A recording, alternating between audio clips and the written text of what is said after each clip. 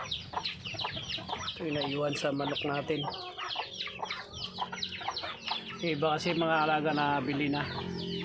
Nag-iwan tayo for reference ng ating mga sisyo natin. Ito mga alaga 2 months. 2 months siya. Kaya ganito kalaki ang Brahma.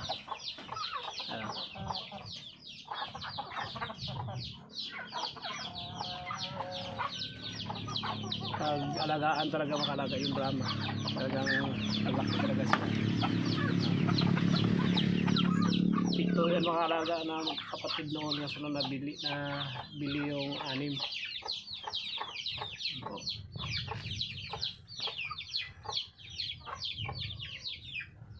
Ayan po, maraming salamat po sa inyong pagsubaybay sa ating channel.